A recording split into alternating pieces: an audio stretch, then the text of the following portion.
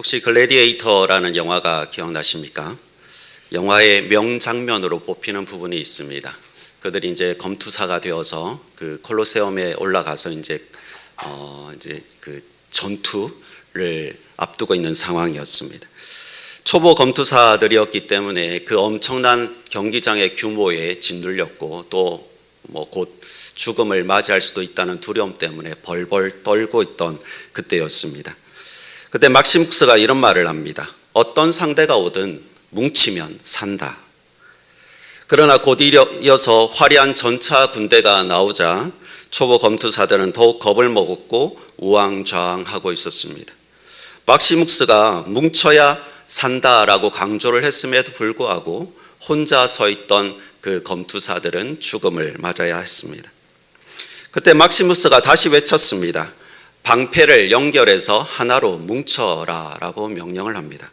그래서 힘을 합쳐서 그 방패를 가지고 벽을 만들었고, 그래서 창이나 칼이 그들을 죽일 수 없었습니다.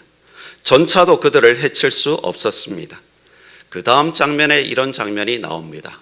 막시무스가 외칩니다. 자세를 낮추라고 말합니다. 그러자 방패 때문에 경사가 발생했고 전차가 거기를 돌진하다가 뒤집혀 버렸습니다.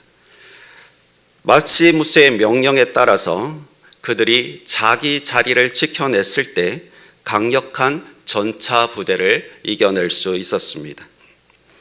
본문 1절에 보면 이와 같이 주 안에서 서라라는 말씀이 나옵니다.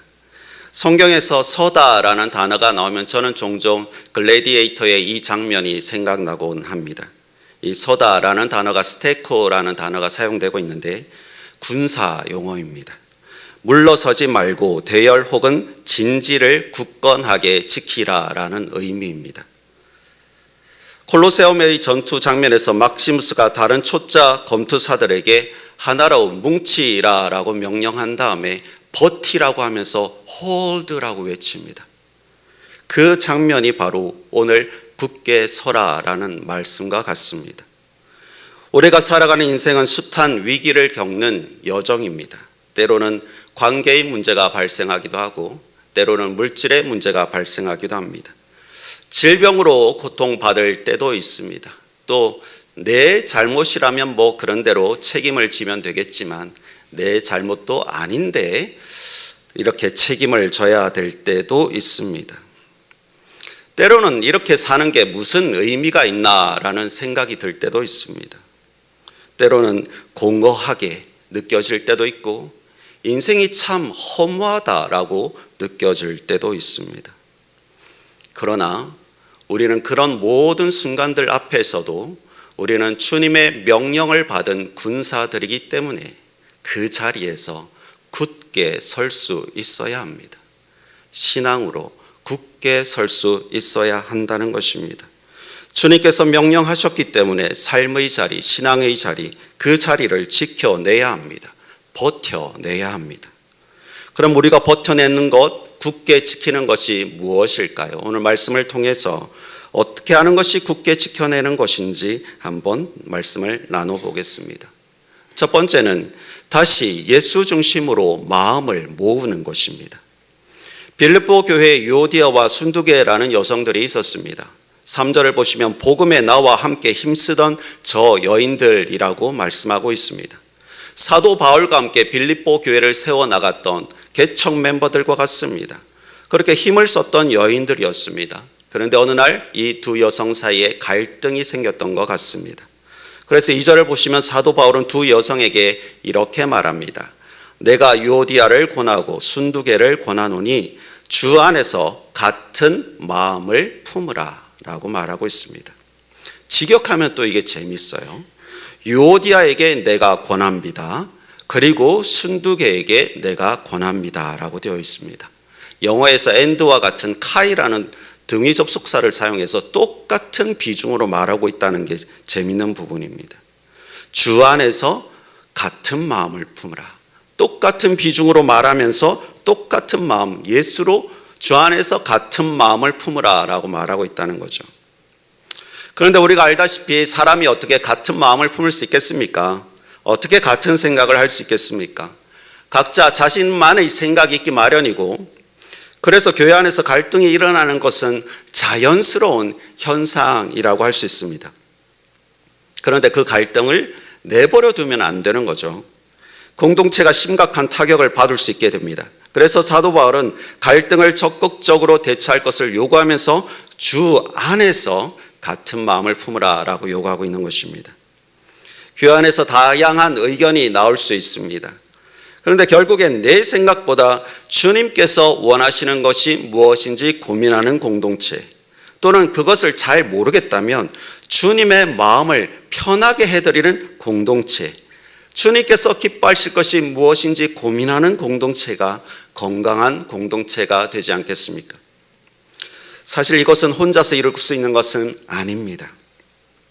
서로 같은 마음을 품어야 합니다.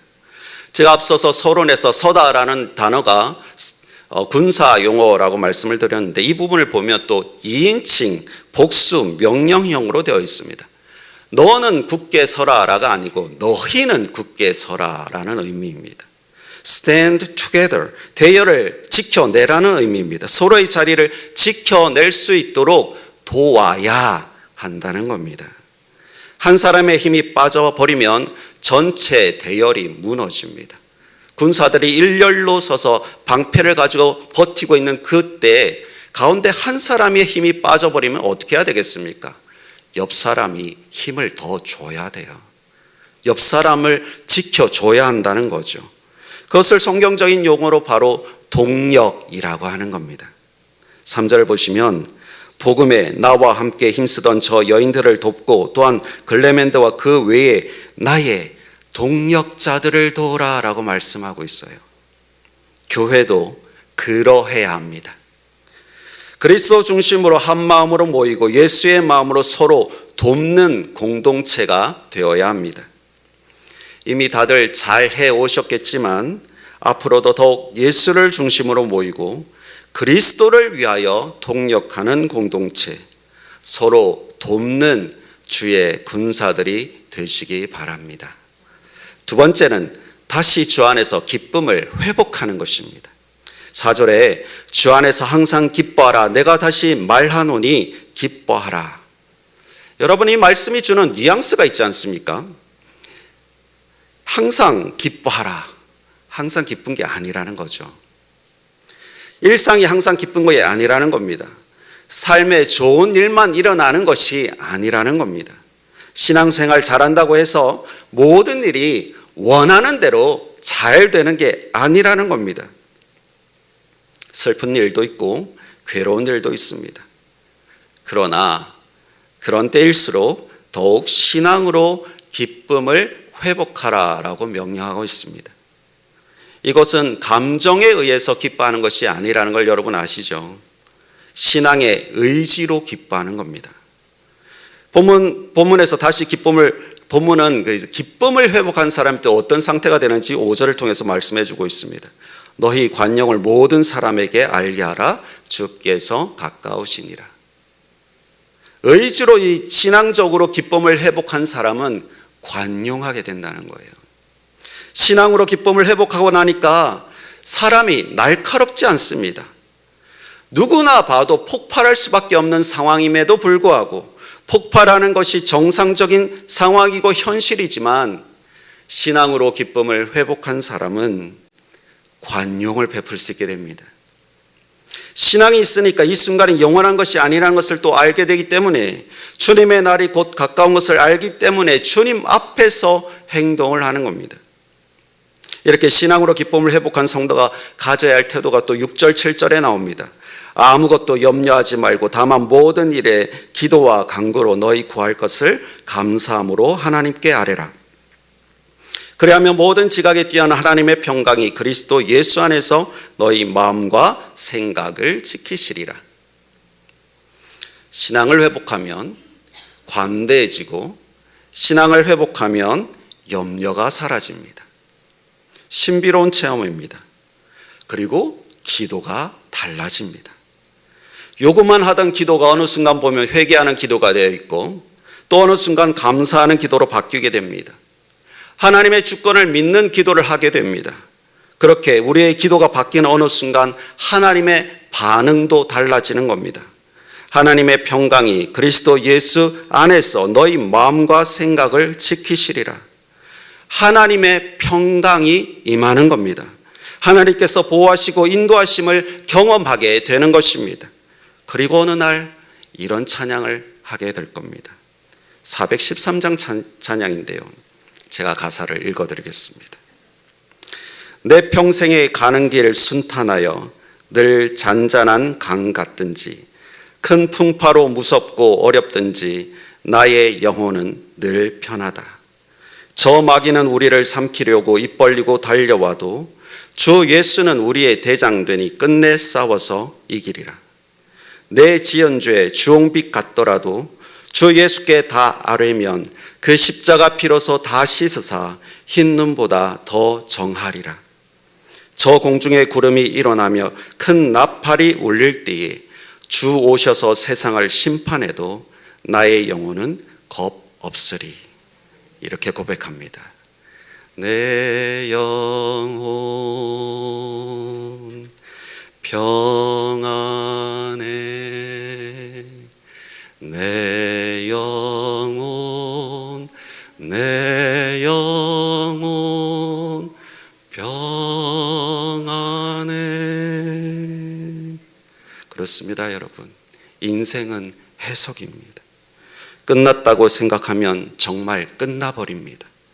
그러나 이 현실을 주관하시는 하나님의 손길을 고백하고 모든 것이 합력하여 선을 이루실 하나님을 의지하는 믿음으로 걸어가면 하나님께서 저와 여러분의 믿음을 부끄럽게 하지 않으실 겁니다. 믿음으로 기쁨을 회복하는 우리 모든 성도님들 되시기 바랍니다. 세 번째는 다시 주를 위해서 성실한 삶을 살아내는 것입니다. 8절에서 9절을 보면 더 구체적이고 예리한 적용이 나와요. 끝으로 형제들아 무엇에든지 참되며 무엇에든지 경건하며 무엇에든지 오르며 무엇에든지 정결하며 무엇에든지 사랑받을 만하며 무엇에든지 칭찬받을 만하며 무슨 덕이 있든지 무슨 기림이 있든지 이것들을 생각하라. 너희는 내게 배우고 받고 듣고 본 바를 행하라. 그리하면 평강의 하나님이 너희와 함께 계시리라. 8절 마지막 부분을 보면 무슨 덕이 있든지 무슨 기림이 있든지라고 되어 있는 부분이 있습니다. 이것은 앞에서 말한 부분들을 정리하는 말입니다. 덕은 앞부분에서 참되고 경건하고 옳고 정결한 것을 지칭하는 말이고, 기림은 사랑받을 만하며 칭찬받을 말을 하며를 정리한 것입니다. 여기서 우리가 이 단어들을 깊게 파헤칠 필요는 없을 것 같아요. 대신 간단하게 이 단어로 정리할 수 있지 않을까 생각합니다. 성실함. 사실 우리가 이 단어들보다 더 주목해야 할 단어가 두 개의 동사가 8절에서 9절에 나옵니다. 8절 끝에 나오는 생각하라, 그리고 9절에서 행하라입니다.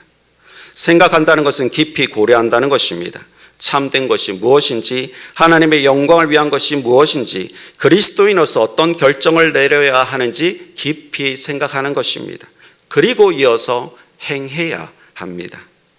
영어 성경을 다 찾아보니까 여기가 다 practice로 번역을 하고 있더라고요.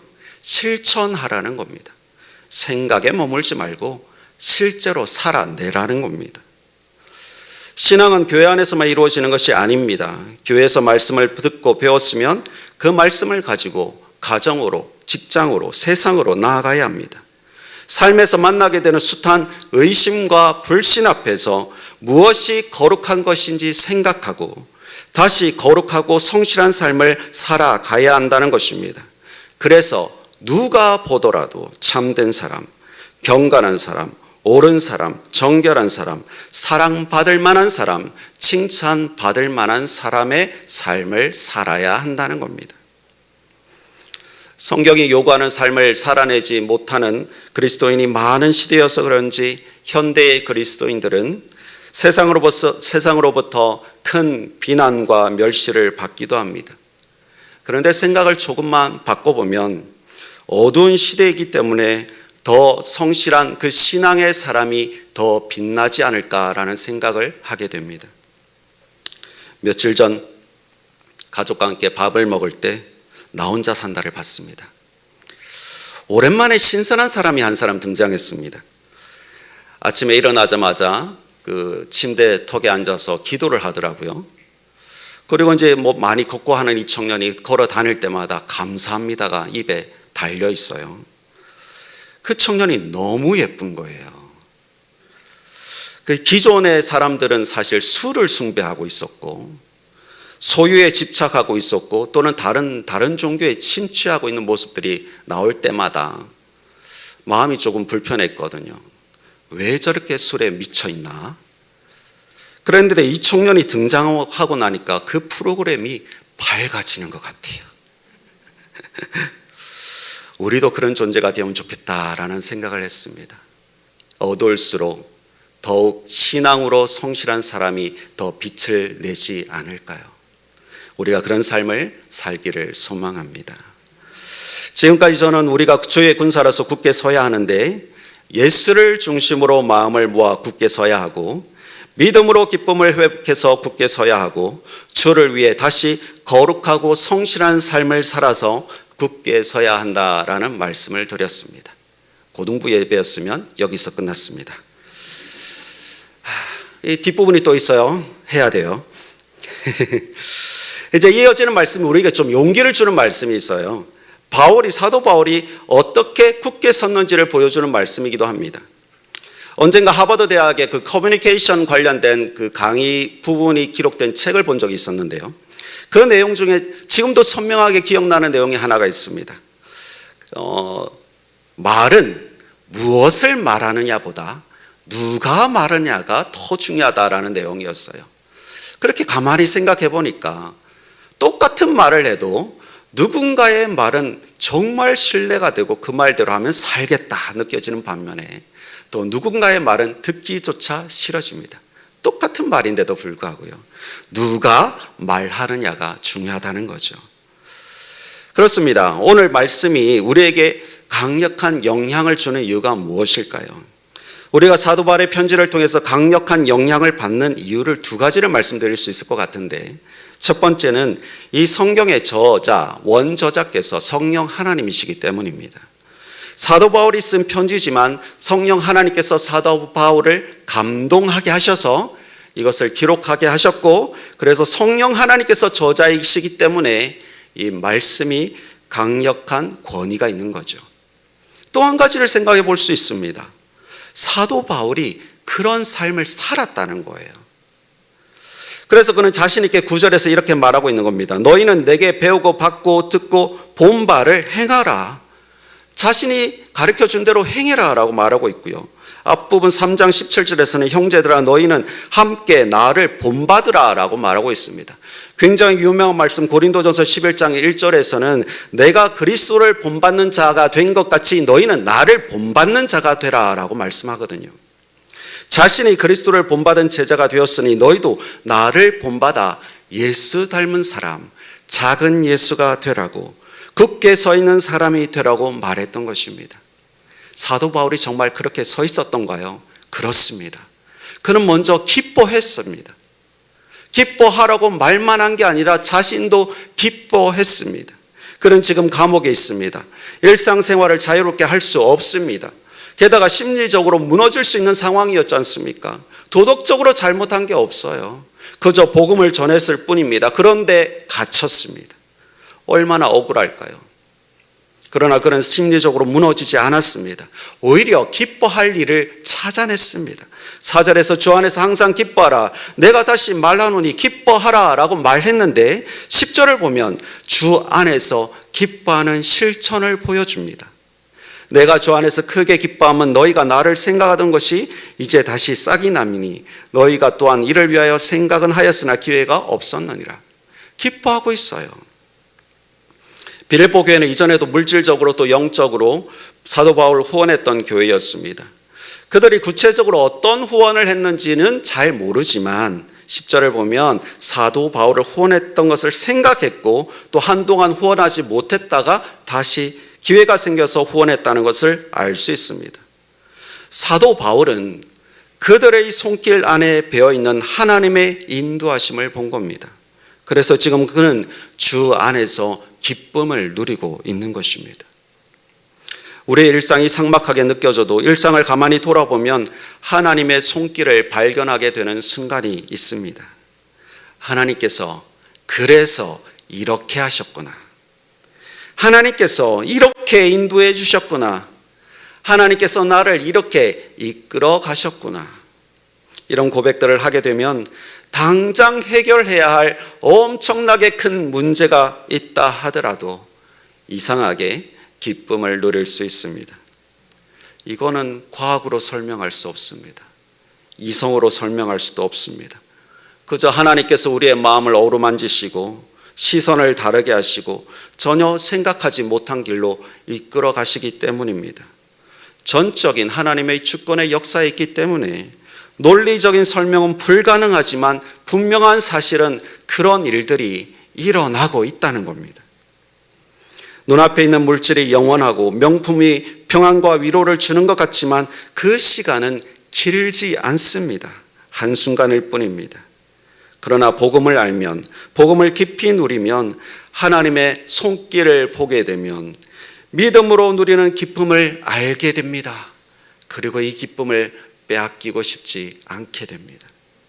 성도 여러분, 기뻐하라고 요청했던 사도 바울이 정말 기뻐했습니다. 우리도 삶 속에서 하나님의 손길을 참고 감사하며 또한 기뻐할 수 있는 우리가 되길 바랍니다.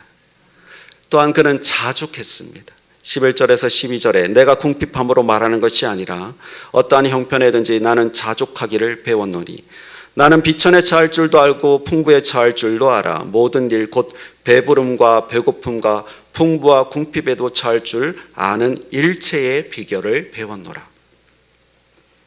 그는 오해하지 않기를 바랬어요. 궁핍에서 어쩔 수 없이 할 수 없어서 자족을 하게 된 게 아니라는 거예요.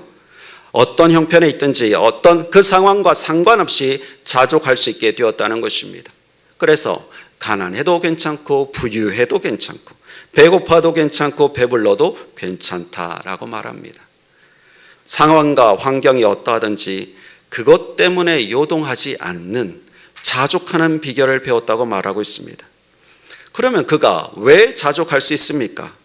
모든 것의 주인이 되시는 하나님이 계시기 때문입니다. 그래서 많은 분들이 이제 13절 말씀을 오해하곤 하시죠. 내게 능력 주시는 자 안에서 내가 모든 것을 할 수 있느니라. 이 부분만 보면 불가능이 없다는 것으로 느껴지지만 사실 문맥이 중요하잖아요. 문맥은 그런 의미가 아닙니다. 예수께서 계시기에 내가 어떠한 환경에 놓인다 할지라도 그 환경과 상관없이 자족할 수 있다는 겁니다. 이미 사도 바울은 예수로 충만하기 때문에 물질에 있고 없음 때문에 영향을 받지 않는다. 예수로 충만하기 때문에 부족할 게 없다는 것입니다. 이런 상태를 잘 표현해 주는 찬양이 하나 있습니다. 송경민 목사님의 충만이라는 곡인데요. 또 가사를 읽어드리겠습니다. 후렴은 또 할 거예요. 무명이어도 공허하지 않은 것은 예수 안에 난 만족함이라. 가난하여도 부족하지 않은 것은 예수 안에 오직 나는 부요함이라.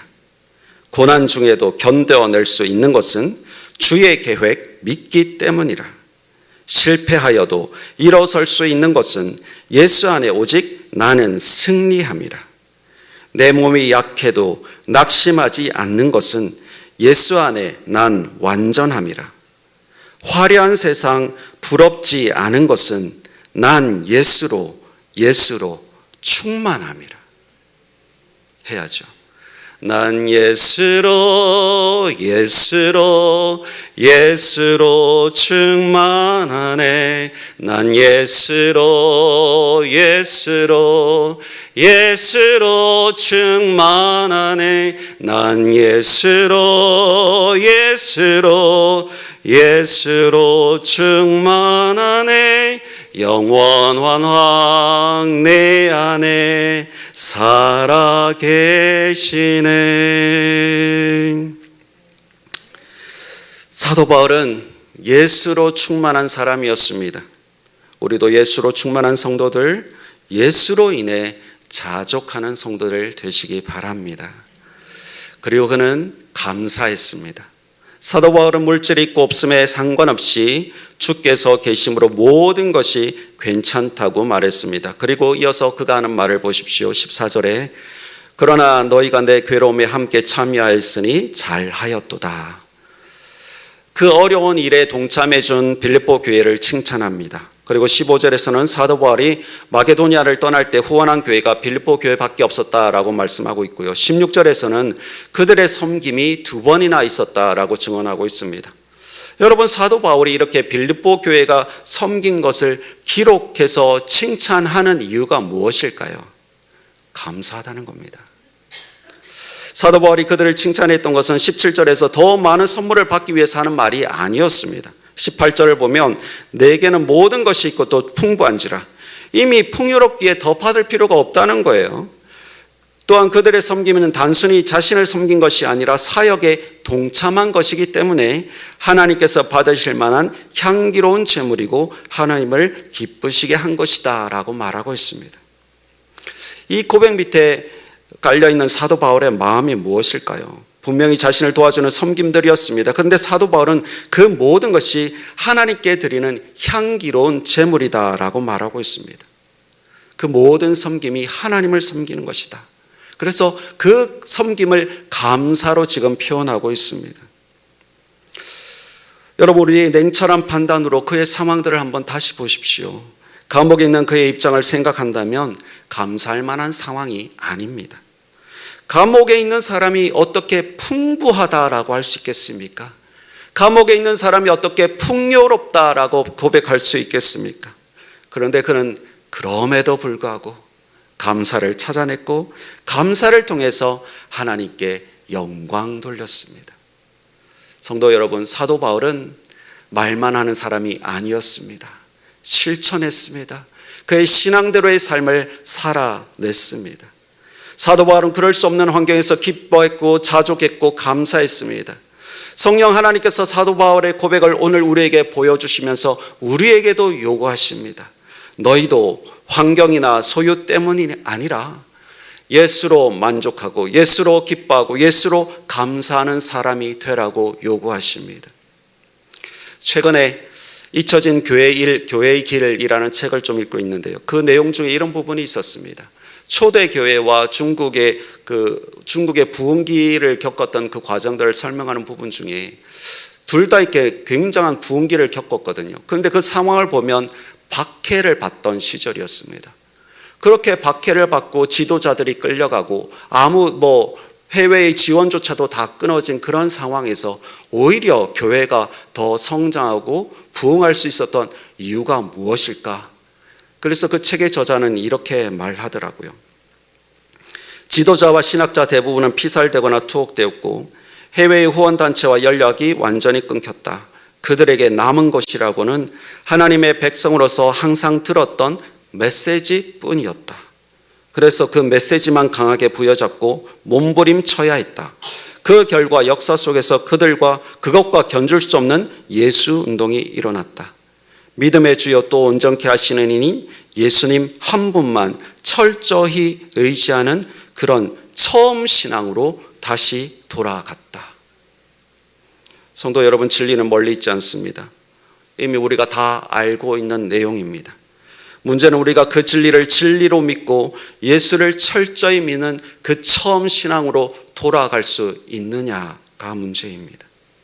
사도 바울은 비록 감옥이라는 현실을 경험했지만 그가 기뻐하고 자족하고 감사할 수 있었던 것은 결국 그가 예수 안에 있었기 때문입니다.